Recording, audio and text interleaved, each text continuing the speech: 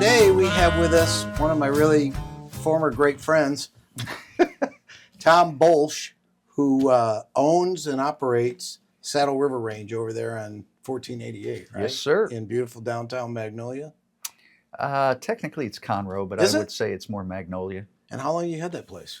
November was 10 years. Golly, I remember when I met you. I went in there and I think I was the first person to buy a gun in the trailer next door. I remember that. Right? And you were out there during construction. I remember bringing you in. I gave you a hard hat tour. And Yeah. so. And since then, just kicking butt, huh? Well, you know, it's the gun industry is a very strange industry. It's Yeah, you tied were to very political reluctant stuff. to sell me a gun. I remember that. I know. So. Well, the government didn't want me to after we ran your name. Which is good. Thank God for Texas. I love Yeah. Texas. So where are you from? I am from, shall I say, Yeah. Saddle River, New Jersey. Makes sense. Saddle River Range. Yeah. Right there in the middle of it. Yeah, I wanted to call it the Woodlands Gun Club because we're right across the street from the Woodlands, and got in touch with the Woodlands. They said, well, call the attorney for the Woodlands. And I called them, and they were like, yeah, no, you're You not can't allowed use to. the Woodlands. Can't use the Wood. I go, well, and I tried to convince her. I remember I was like, no, this is going to be a really nice place. It's not going to be your normal gun. No. And I made one more run at it. And she goes, if you use our name, we'll sue you. Yeah. So I couldn't name it for the town I lived in, so I named it after the town I'm from. Yeah, when George Mitchell started the Woodlands, he wanted to be the Woodlands. Yeah. And people would a lot of times just put Woodlands, Texas. And if they wanted to open a business and say the Woodlands, They Yeah. have first rights of that. And what's crazy is you'll see a lot of businesses around the Woodlands called Woodlands. Woodlands this, Woodlands that. I guess that's acceptable. But, it's been great. I mean, 10 years. 10 years? What's the Yeah. best thing about that place? That we offer everything. I mean, we have archery. We just opened up a that we're calling the River's Edge. It's a knife bar. So I saw that. yeah, we got all new, and it's a work in progress still. But we technically opened in end of November for our 10-year anniversary, and we're having the grand opening of the River's Edge on. When is Texas Independence? I think it falls on a Monday, so we're doing it February 28th. Very cool. So it's a weekend. So we're going to celebrate couple Texas weeks. Independence. Yeah. Yeah. And And then what are you going to do? Just like show off knives? Or just... yeah, we got vendors coming out. We have the gamut of knives from Really? $30 knives Shouldn't to go anywhere without your $3,000 knife, right? Always Huh? have a That's what blade you of told some me. type. Yep. You and Mark Harmon on CSI or whatever that show was. Yeah. And they make really cool knives nowadays. What's the best knife you this is have a- over there? This is a gentleman's knife, so Right. wouldn't it be good for you? Absolutely. Yeah. Yeah. Do you have a gentlewoman's knife? Pink? Because this is a Benchmade. But we And then carry I Benchmade. have like 10 others, but not all Benchmade. But these, Yeah. The only thing I have more of knives is guns. And sometimes And you're a SIG guy. You love your SIG mostly SIG. because you were, go ahead, tell everybody. I'm Secret Service. retired, did 25 years with them. And I started when we had revolvers. So dating myself a little bit. But then we went, then we went to SIG, the P228 in 9mm. And then we went to the P229, which was 357 SIG. Loved them. Know how to operate them. They're indestructible. Not big on the company themselves because they're pretty much about themselves. They're really order guns and they might show up in 4 months or you call to get. And the funny thing is when a friend of mine said, you want to make sure you get delivery of your guns on time? Call SIG and cancel the order. They'll be there the next day. Really? Yeah, we don't know when they're going to ship. Makes sense. It sounds like my DirecTV lately. I switched over to Starlink. Yeah. And you got to, you don't realize all the equipment that you have that's related to the internet. Yeah. You got to go in there and change, Settings and- you got to set it up for Starlink and put a passcode in and all that. Everything works on my TV except DirecTV. I've spent the last 3 days, 3 hours trying to get them to fix it. And I said, well, you know what? If you can't fix it, I'm just going to cancel it. All of a sudden, it popped up on my TV. Of course. But what do you need DirecTV for if you got that? Streaming. With all the apps and stuff. I mean, Streaming. I just do everything from my phone or get all the apps and Well, yeah. don't need anything. Well, don't you pay for it? Yeah, you pay for like Fubo and you get all your sports. Well, instead of Fubo, which we had, we You went have over to DirecTV. DirecTV, yeah. Gets a lot more stuff for us. Sports. I So- like sports. My so- wife likes the guys from Waco, Joanne and Chip. Oh, yeah. She Yeah. watches that all the time. My daughter watches Chef Ramsay. I mean, we watch so much Chef Ramsay, Hell's Kitchen, and all this stuff. I mean, So when you were Secret Service, you told me a great story. You were point man on Air Force One with Bush, right? oh, that was December 3rd, 2001. That story I remember it only because it's my birthday, and now everyone knows. Send me gifts. Send him a postcard. Yeah. That was an interesting day. It was the Army Navy game Oh, in Philly, and it was the first really major trip after 9/11. And if you know how the Army Navy game works, the commander in chief sits on one side of the field for half the game, and then at halftime he walks across the field and goes on the other side. And I still get goosebumps when I think about it because we're bringing him down, and you're walking across the 50-yard line, and you look up, and you remember the patriotism. Remember, never forget. We forgot pretty quick, but the patriotism back then was unbelievable. And looking up and seeing those cadets just hooting and hollering for their commander-in-chief was just the most incredible patriotic feeling I ever had. very cool. So when you are on Air Force One, is it like a timed deal? I mean, you're like, all right, Tom, you're there for 3 months, or until you say I don't want to do it anymore? Yeah. The PPD, they call it the Presidential Protective Division, is a 5-year assignment usually. Some people do a little less. Some people have to do a little more. So I did 5 years on the President's detail, the last 2 of Clinton and the first 3 of Bush. And does that mean that you're on Air Force One for everything, or you just It depends. Sometimes you go out ahead of time and do advance work. right? If you're on the shift, they call it, you travel with the president. So you do all of it. You do advances and then you do shift work, and you even go to what they call a satellite. I mean, you could do CAT, we call it, which is the counter assault team, counter surveillance unit. You can do transportation. So they drive the limos and make sure he gets from point A to point B. So there's different satellites, and it takes up your 5 years. And We're pretty darn good in America with security and we had a Normally little hiccup about a protecting. year and a half ago. Yeah. I'm hoping they straighten that out, but You see, the guy that tried to shoot him in the golf course got life in prison yesterday. yeah. I mean, I just don't know how that was even allowed to happen, and that might be considered a success because we discovered him before he was able to get a shot off. But that one in Butler, boy, that I'm still scratching my head about that. That's a chip shot, and that should have been identified and sealed, and don't know how it That's happened. going to be under investigation like JFK. It might be. And what really is, how come we don't know anything about it? How come we don't know about this kid? And I don't want to go down conspiracy rabbit holes, but his body was destroyed and they cleaned the roof hours later. I mean, what kind of investigation is that? I mean, And how long have you been out? I've been out since 2014, so So 16 years, 17 years. 14 and 6, 12 years? Carried a 1. Math is not required in the yes. Secret Service. No, it is certainly not. How many does this hold? 13 plus 1. Yeah, that's all the numbers you need Yeah, right that's there. all you need to know. As long as you're counting. I don't know. Through all this confusion, I forgot how many I fired Yeah. myself, Yeah. Clint Eastwood. Yeah, but you got to ask yourself a question. Yeah. Do I feel lucky? Yeah. Awesome. And probably not, right? No, Those guys. well, if you remember, it started with that and ended with that. And the guy in the beginning was fortunate. The guy at the end, Not he so only much. shot 5. Yeah.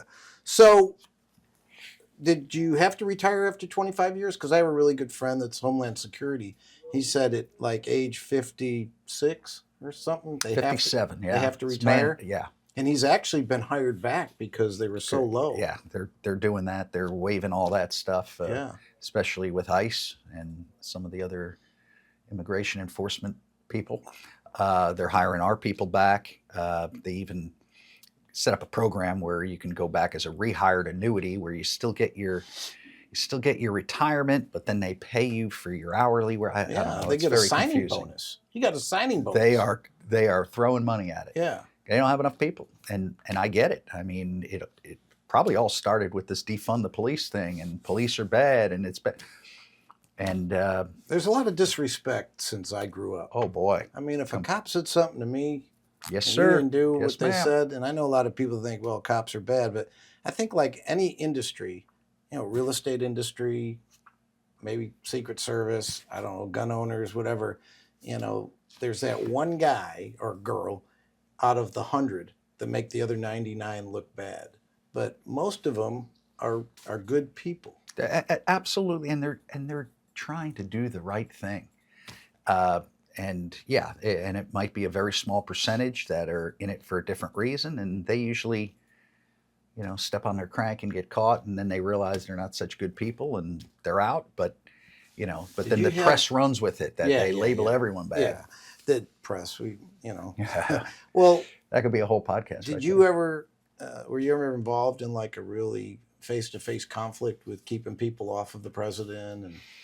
And not so much people wanting to do him harm, but just overly enthusiastic or crowds harassing that we couldn't control at a certain point, or we weren't expecting that many, so we had to call in reinforcements and just keeping them back. And not so much with the president's detail, because he has all the assets. I wish they used him at Butler.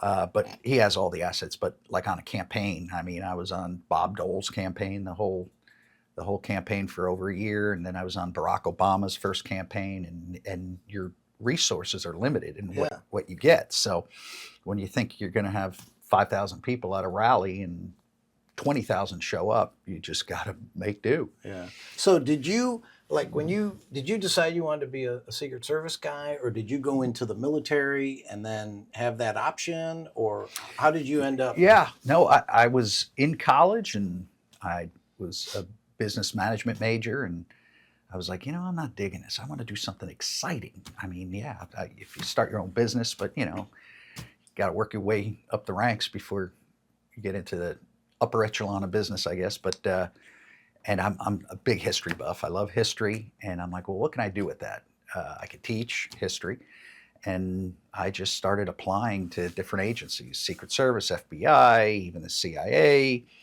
and the Secret Service took an interest and wrote me back. And if you're interested, fill out these applications. And this is before computers, so it was, we need 5 copies of this and 6 copies of that, and I'm ka-chunka, and then sent it all in, and they sent me more paperwork, and white out, and next thing I know, it took about a year, and they did a background investigation, of course, and it took about a year and a half. Really? Oh man. And were you going to school during that time? Or I applied between my junior and senior year of college, which was good because it took so long. So I guess I graduated in May from college, and they called me in February. You have to do like a physical exam? Oh, you got to do everything. You got to send them. You got to do that all on your own first, then send it to them, and then the day that you get off that bus, they redo everything. So wait a minute, physical. You got to do all that stuff on your own, but we didn't have any videos or anything. Of what? So like you have to pass a physical. Oh, I thought you meant like medical. Yeah. You had to go to your own doctor and pass that, and then when you get there, they have you run and lift.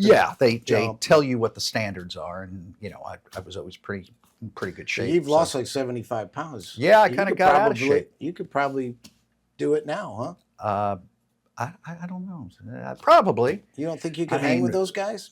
I probably could, but when you're 59 versus 29. It's a whole different world Well, out you know, there. that's what professional baseball players say. That, you know, we don't Unless you're know pitching. anything, but we have great talent when we're 20. Yeah. And then by the time we're 30, we have both the talent and the knowledge. And then when you get into the mid 30s, it's like the talent diminishes, but we have so much knowledge That's right. of how to do it. Yeah. You know, that's why a lot of those guys, when they get to be 30 and they've played for a while, are all-stars. Yeah. You know, they're MVPs. Yeah. And pitchers are the only ones that they can pretty much keep that age, right? Yeah. I mean, And Mickey Lolich, you know, Mickey Lolich from the Detroit Tigers in '68, he died today. oh, he did. And he pitched 3 complete games in that World Series. Wow. Complete games. Now, if you go 5 innings, woohoo! Yeah. it's You're a big thing. badass. Yeah. I don't know how they could use the stats of today against the stats of yesteryear because they Oh, yeah. treat the games completely Yeah, different. yeah. Their bullpens are stacked. Well, the bases are bigger because we want people to steal more bases, and you know the you can't throw inside because you might hurt somebody's Oh, yeah. feelings. Yeah. and I talked to a lot of professional baseball players. You know, Vincent, Yeah, that of network course. that I had, and I tell them all the time. Ricky Henderson averaged 54 stolen bases a year. Yeah. I mean, he had 50 stolen bases sometimes in a year at halftime at the All-Star break. yeah. So, Yeah, he was. That was a good time to grow up. Yeah. Baseball was. well, I mean, not that it's not good. we had a now, lot of but discipline. They I did. mean, the nuns beat the crap out of me. Okay, if I didn't go to Catholic school, I'd be either in jail or dead. yeah. And Yeah, it I was could- good for me. I I didn't have could a sense dad. My that. dad took off. Well, that's not good. But Yeah, well, for obvious reasons. Mhm. And so, anyway, so you go physical. Yeah. And 25 years in the Secret Service. And when you start out, are you a desk guy, or do they put you? Yeah, so I started in a division they call the Uniform Division, and it's all in Washington, D.C. I started at the White House, and you're more or less guarding the White House itself, the physical building and the area and the 18 acres, as we call it. And it could be a little boring because you're just securing a building. Learning from the old guys. Huh? Yeah. And so I said, I can't do this forever. So I applied for what they call the Emergency Response Team, which is like a SWAT team at the White House. And I got selected for that. And that was pretty cool. Fence jumpers come over, you're the first ones to respond. And, a little more action, I guess. And then got selected as a special agent and started in the Washington field office doing investigations, forgery, fraud, that kind of stuff. Then got transferred to New York, which you're familiar with. Being from New Jersey, it was comfortable for me. I did 7 or 8 years there, then got selected for the President's Detail down there, 5 years. Then our training division, so I was teaching special agents, going to the President's Detail, and I loved it. And then got transferred to Houston, and when we moved here, we moved to the Woodlands, and my wife looked at me and said, "If you get transferred again, you're going alone, buddy." She found home. This she loves it here. I love it here. Yeah. I moved it's a great here place. I moved here in 1980 Wow. in the Woodlands, 8,000 people, and I used to run the loop at the Millbend loop there. A car would go by once in a while. Yeah. And, That was all the Woodlands. The front of the Woodlands was all there was. Yeah, the back last then. of the Woodlands was West Panther Creek. Oh, wow, And that yeah. was it. So, and it was 2 lanes. So, but I got to be good friends with George because we had a business here, and his son and us, we owned a restaurant down in Spring, and so we got to be really close with all those big shots because we had a health and racquetball club, and he paid for half the dues for them to come in there and work out and play racquetball, and we had a bar and a restaurant and everything else, and so we got very close to him, and I got to know what his vision was. And he told me, the Woodlands one day will have like 120,000 people. We're at 8. I'm like, okay, George, what's in your cup? Yeah. And here we are. We're like 118 or something. Oh, now, yeah. right? Plus you got, Timber Ridge and Timber Lakes. You got, Shenandoah. You got Conroe. There used to be a 10-minute gap between the Woodlands and Conroe. Now it's all, meshed together. Yeah. And, hell, I live in Willis now, and I mean, they're going to get another I know. high school. It's just Crazy. going to keep going Yeah, north yeah. and going west. And I mean, but what a vision he had, and what a story. I mean, writing it on the back of a cocktail napkin is the story of the pavilion and what he envisioned. And boy, if he didn't make it happen. I got to talk with the two guys that downloaded the front end loader, the bulldozer, at Woodlands Parkway, and he said we rolled it off the trailer and it sank. Oh, jeez. We had to get another one to pull that pull it one out. out because it was all swamp, 25,000 acres of swamp. They go, are you out of your mind, George? Yeah. And then here we are. So Yeah. great place. Amazing. So when did you move here? Well, let's see, 2009, 2010. I got From- orders in 2009 From New Jersey? from, I was still in Washington, so Oh. I lived in Annapolis, Maryland, Yeah. which great little town. Boy, that's beautiful. I love it there. I've helped get a couple kids in the Naval Academy, which from Huffman, Yeah. Texas, you're like, no kid's ever gone to the Naval Academy and he would have never gone had he not played ball with Yeah. us. So yeah, good I have a stuff. great Annapolis story. So back when I just started, I was living in Virginia, and I'm like, let me take a drive out, go look at the Naval Academy, go look at Annapolis, never been. And, you know, that was the days before phones and maps and stuff. And I got a map out, and it wasn't well marked, so you had to follow signs back then. You remember those days. What would our kids do if they didn't have maps on them? So I'm driving down, and I know I'm getting close, but I see a plebe walking on the side of the road. So I literally roll down the window, and I said, hey, how do you get to the Naval Academy? He goes, study hard. He didn't skip a beat. I just thought that was so is ingenious. awesome. Yeah, study hard. Well, the kid that I got in from Huffman, he wanted to fly jets, but his eyes were bad. And then they changed the rules so he could LASIK. And I said, what do you do? He says, I listen to submarines over Japan. I said, What do you need eyes for? what? And then they let him fly. And the other guy, that was Zach Sipe, in case he's watching. And then the other one is Cody Horr, Horr. Ah, And I said, man, you're going to start as a seaman, and then you're going to be a private whore. I said, I can't wait for you're a general whore. yeah, there you go. So, I mean, there's a couple kids that probably would have never gotten in just because we had the context during our baseball network. You know, a lot of people. And that is so important. I mean, and they make it important that, you know, to get a commission to one of the academies, you have to have a congressman or senator write a letter for you. Well, Kevin Brady, you know, he and I were pretty tight. So, okay, now with the gun range, you got another location. We do. Yeah. Down where's in that? Spring, that we call Saddle River Spring. Oh, Yeah, it's a little smaller, but yeah, still. yeah, it's off of Spring Cypress. It's much smaller. We bought an existing place, you know, Saddle River Range. We built from the ground up. So during COVID, it used to be called, I forget, Texas something. And somebody called me and said, we went out of business. I go, how could they go out of business? I mean, everyone was panicking during COVID. Yeah. Everyone Couldn't needed get guns, ammo, ammunition. and toilet paper, apparently. Yeah. So it was, so what I came to find out was, yeah, we were selling a lot of guns and ammo and accessories to people who've never even touched a gun before because they were so freaked out. Turns out the guy that owned it had one distributor. So if he called and said, hey, you got any guns? And they said, no. They didn't. Hey, you got any ammo? No. So if you can't get the stuff to sell, you can't sell it. And the dude closed his doors and yeah, I got a call. And Good so windfall for you. I called the guy who owned the building and the real estate, and you know him very well.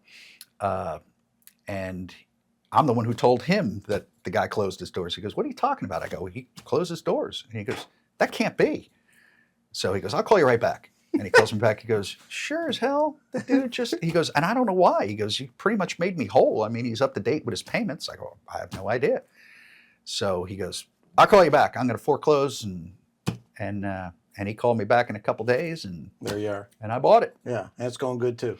Yeah, you know, it's a different market, of course, than the Woodlands area. Yeah, yeah. And it is smaller, and I have a little more competition down there, but it's still rolling. The key with your place, and you told me this when you were building it, is that a lot of gun ranges don't have the exhaust. Yeah. That is it required? Is it a law? Well, OSHA Okay. has certain standards that you have to meet. Because look, if you come in and you shoot, 2 or 3 times a month. You're in there for an hour, Yeah, and you're yeah. breathing what normal ranges are putting out and maybe not ventilating properly. But what about your employees that are in there all the time, making Yeah, sure you're yeah, safe? My yeah. range safety officers changing targets, doing what they're doing. I said, I'm not going to be that one that's going to have, especially coming from the government, have any government agency breathing down my neck that, hey, you're air handling or you got lead or you Yeah. got these problems. So I contracted with a local company. They were called Rushing Air at the time. That they were just getting into his name is Brian Rushing, and he named the company Rushing Air, which I thought was brilliant.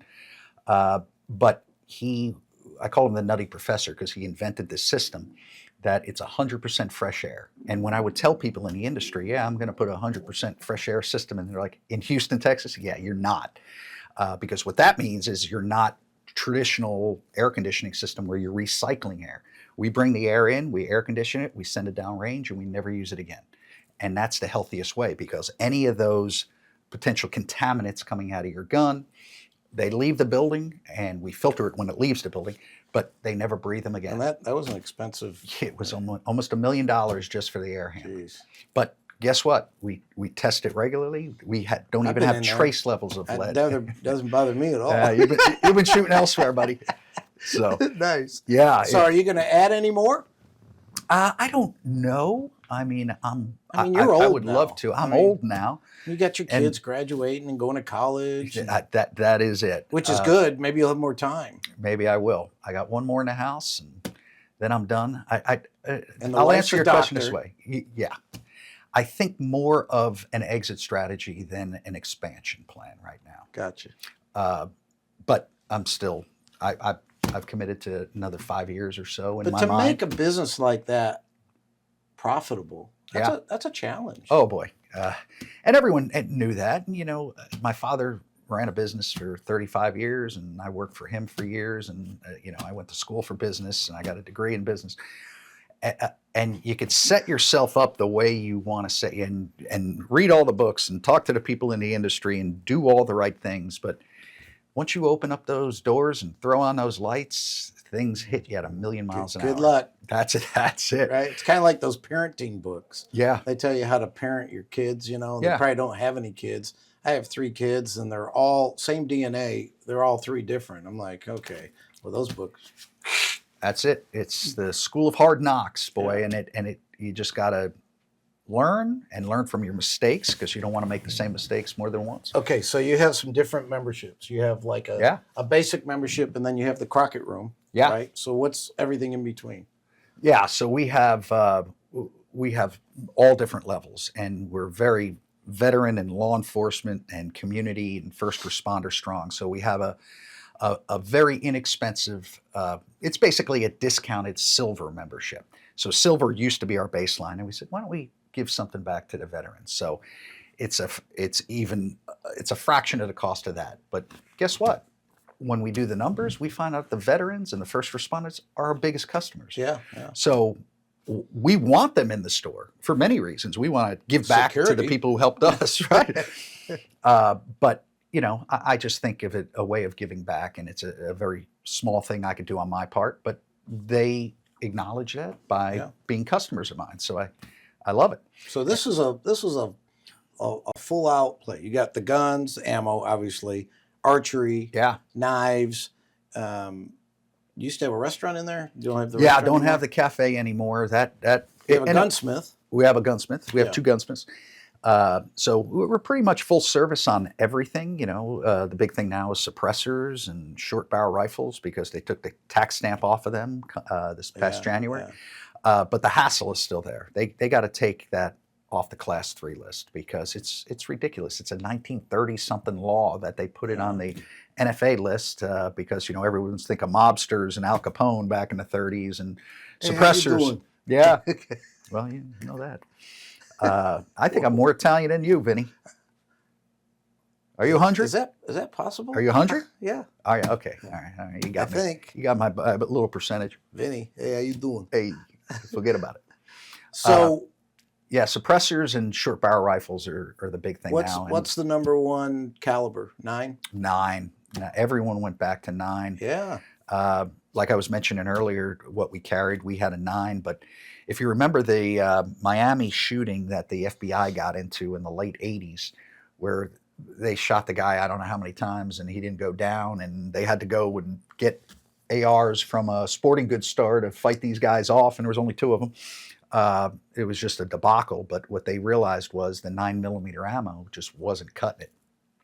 So everyone switched calibers. Secret Service went to 357 SIG, FBI went to 40 cal, Texas Rangers went back to 45 because more stopping power is how they looked at it. Well, I think the ammo manufacturers looked at that like, oh my God, this is the number one ammo in the world if it's not taken. So they went back to the drawing board and made some of the rounds hotter and expand better. You know, they tweaked it, and now everyone went back to 9mm because you have all the benefits of the 9mm, you know, more rounds, more capacity, and, you know, less recoil, so you're back on target quicker. Well, you know, I read an article several years ago that only 5% of people that are wounded with a bullet die from their wounds. Oh, that's an interesting stat. Because, I mean, you think about the stories you hear, well, they fired at that guy 43 times and hit him twice. Yeah. I mean, and those are guys that train like you, right? Yeah. Well. And so people are like, wow, that guy comes in my house, I'll shoot him. I'm like, yeah, you'd be running. Yeah. Because you go through that in your mind, what you're going to do. But when that adrenaline pops in, right, unless you're trained every day, like, you know, you're at the Secret Service or our first responders, that's, I mean, the bullets are real. I mean, it's not like Hollywood where they're standing out there, put your gun down, and he's standing around. They go, no, you put yours down. Yeah. and like when you're at a range, right? And I'm getting really good. My grouping's getting good. Well, no one's shooting back at you. Yeah. And you don't have that adrenaline flow. Yeah. But it's good. I mean, you believe people should have their concealed gun carry? What do they call it now? The LTC, license to carry. License to carry now. You think that's a good idea for people to get that? Absolutely. Even though we're constitutional carry here in Texas, you know, the state of Texas says, hey, Constitution says you can carry a gun. But you don't know, there are laws on there, and certain places you're not allowed to carry. And if you don't take that class, you're not going to know them. And then you walk into one of those places, and now they want to bring you up on charges. Yeah. So you got to take the class. And you offer classes? Yeah. Right? We do it 4 or 5 times a month at least. Wow. Oh, yeah. Yeah, you could go online. Nearly every other Saturday we have a class going. And then what about renewing your license? Now, I used to have to go shoot again to renew. Now you just go online and go. Yeah, when Texas started it, I don't know, 15, 20 years ago, it was like a 2-day class, and you had to shoot, and they brought it down to 5 or 6 hours. There was a shooting portion, a qualification portion, but it's real, and it's not, everyone thinks, oh, good, I'll learn how to shoot a gun. It has nothing to do with teaching you how to shoot. It has to do with you knowing the law and showing that you're proficient where you can hit a target. Yeah. So I would recommend, and we offer classes. We have an LTC prep class. We have private instruction where you could come in one-on-one with an instructor. And if you're going to take this class, then when you show up for your class, there is 0 chance you're not going to pass the qualification. It's a very simple qualification. Yeah. Okay. So I want to make sure our viewers know this. You're driving down the road, you get pulled over forever, speeding, you went through a red light, whatever. Cop pulls you over. Yeah. And he says, license and insurance in Texas, right? And so, you know, I have 2 cards. I have my license and my concealed carry or license to carry. And I'm supposed to show both of those to him, right? Whether I have the gun on me or not, correct? You should. The weapon on me. You should. Right? And good. And then what happens? Okay. So when they pull you over and say it's your car and they run the tag, they run the license plate, they already know you have a license to carry. Okay. Right? Because they want to prepare for who they're approaching the car. Yeah, the card looks just like your license. Right. I don't know why they don't just put them back to back. And we get so many people that are like, well, you know, they're very protective of their privacy. Well, it's none of their business if I got a license. But you want the officer to know that you have a license to carry, because what does that tell the officer? Okay, if this is the person who owns this car that's driving, they got a license to carry. That means they already ran a background check on you and you have no felonies. That's a comforting feeling for that officer when he walks up to that left window. So you want them to know that. So yes, I always provide it, but really they know that before walking up. Especially around here, Vinny, you know as well as anyone that law enforcement here is very pro-gun. Most people around here are very Yeah. pro-gun and pro-Second Amendment.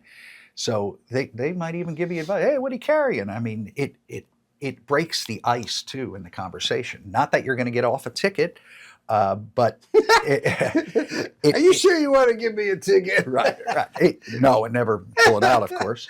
And even if you don't have a license to carry, you have a gun in the car. Out of respect, just let them know you have a gun in the Yeah, car. Keep it- your hands just on the for- steering wheel, open down all the Absolutely. windows. Just let them know you have a gun, because now they know that you can put yourself in that officer's position, that when they walk up on someone, they don't know. It could be middle of the night. You could have been weaving, whatever the case is. They're on their radio could have said there was a break-in just down the street. You don't know what that officer's Yeah, going yeah. through. So if they walk up and you're doing the right things, officer, I have a weapon in the car. You're a very knowledgeable guy, and you get interviewed by local stations sometimes when we have not only local events, but like the Butler thing you mentioned a couple Yeah. times. The news report come to you and ask you, what do you think about that? Yeah. And so, and you're open to share your experiences and of your course. opinion, Yes. right? Yeah. I mean, and everybody's got an opinion just like your butt, right? yeah, I view my opinion as the correct opinion, as most people do. Yeah, But except your wife. well, yeah. So yeah, the latest was when Charlie Kirk was assassinated. They called me within 2 hours of that, and Yeah. I went down to Houston and jumped on a newscast with that. And again, there was no information that I could even, educate myself on to try to answer the questions. I was just trying to answer from how a site like that would be set up and how that could happen, more than the details, because they didn't even have the shooter at the time. But yeah, that was a sad day. But anytime It's a there's sad shooting, day when anybody gets of assassinated. course, and Whether you it's like even the sadder person or when people not. celebrate it. Ah, horrible. So, Yeah. Catholic boy, right? Yes, I'm a Catholic boy We myself. don't, we don't like killing anything. No, So, no, but I mean, the Ten Commandments. and the we're out there marriage for a thing reason. that goes with that, I'm like, Jesus, 45 years. How long you been married? We just hit 20. So Yeah, 45. Best 2 years of my life. When you say I do on the altar to God, you do. yeah, well, it's supposed to mean something. Yeah. Yeah. All right. So, how do people contact? Maybe not you, but the Saddle River Range. Yeah. You got a website. I sure do. All right, Look www. right in there and tell. saddleriverrange.com. If you live closer down to the Spring area, it's saddleriverspring.com. Yeah. And they can come in. Yeah, we're open to the public. They got to take the little test on the iPad to make sure that. Yeah, it's not so much a test. You got to fill out a waiver Yeah. in case something happens. Knock on wood. We've never had anything major happen. That was certainly not the range's fault. We had one person who more or less shot himself. Yeah. Uh, On purpose. No, it wasn't No? on purpose. Oh, I know what you're talking about. That was in the parking lot. Yeah, Yes, yeah. somebody did take their own life in our parking lot, and that was one of the saddest things I've ever had to go through. That doesn't happen often. Thank God. No, and I don't know why they choose gun ranges to do it. Why do they choose anywhere to do anywhere to do it? I Yeah, mean, it's a tough I deal. often think, how could life get that bad? it? Yeah. But that's why you got to identify it and get people help if you can identify it, and that's why we have such a strong hiring practice of veterans, because you have these veterans who we don't know what, especially years ago when we had multiple conflicts going on, but they get out of the service and maybe they have some demons and they're transitioning, right? They're used to one way, and that's the military way, and now they're trying to get into the private sector, which is completely different, job-wise, social-wise. That we really seek them out. We want to be that conduit, and if they stay with us 6 months or 6 years, if we help them transition to the civilian side, I'm all for it. Well, I knew we wouldn't have anything to talk about today, so appreciate it, man. So, if they join like Spring, they can go to Woodlands, and if they or Yeah. Conroe, whatever. Yeah, it the is, membership is they- good for other, Okay. but again, we're open to the public too. Yeah, and you have plenty of room for more members. Oh yeah, yeah. We're always increasing memberships, Okay. and members get a lot of preferential treatment. The membership has its privileges. That if there's a wait, you go ahead of the line. Again, different levels. We have the Club Crockett Club, which is the only private part of Saddle River, which is a special room in the back. entrance in the back, your own parking. We have a conference room in there. We have a pool table. What do you have, own like private 20 ranges. lanes in the Conroe? We have 20. We had 24. We went down to 23 because we actually in the last remodel we made one of the bays into suites. Oh. So you go in there. You could go in with a group of 5, 6, 7 people. It has comfy chairs. Has 2 lanes, so Nice. 2 people can be shooting, and 2 people can be shooting a So breeze. 23 lanes, and how many over in Spring? That's small. We only have 6 over there. Yeah. Yeah, that's a much smaller place. That's okay. But the reason I was interested in buying that place is we were talking about Rushing Air, which is now Rushing Ranges. They do everything range related now. They put the air handler in down there. Nice. And I wasn't going to buy a place that I had to put another $1 million in air handling in. Sure. So it was already established. It was already in there. I didn't have to tweak it. Okay. So you're breathing fresh air every time you're in there. Which can be good sometimes in Texas. Yeah. And it's funny when people are used to shooting at ranges that don't have an air filtration system such as that, and they come in and they go, I can't smell anything. I don't smell smoke. Yeah. I don't smell anything. Yeah. Because we don't use that air again. Whoop, it's gone. Yeah. And then we constantly cleaning, especially behind the shooter, because if any lead is going to be dispelled from your gun, of course, it's going to be in that area. So we're constantly de-leading. They make a product called de-lead, which I guess use ketones to chelate the lead to make it not harmful. So we're constantly maintaining it and Very making cool. sure it's clean and ready for the next person. Well, go see him. You don't have to go see Tom. You've seen him here, but go see Saddle River Range. There's one on 1488 right at Kirkendall, pretty much just past Kirkendall. Yeah. And then the one in Spring is on Spring Cypress. Spring Cypress, and that's like past, what's the next intersection right there? It's not too far from Spring Stubner, Yeah, too. yeah. It's about 2.5 to 3 miles from I-45. Yeah, right by like Klein Collins High School. Not too far. Yeah, just north of that. Good. Hey, thanks for tuning in. Stay with us. We're going to have in previous podcasts and future ones, we got former baseball guys. We got more FBI and first responder guys. And no FBI guys. But thanks for tuning in. We appreciate it. Tom Bolsch, right there.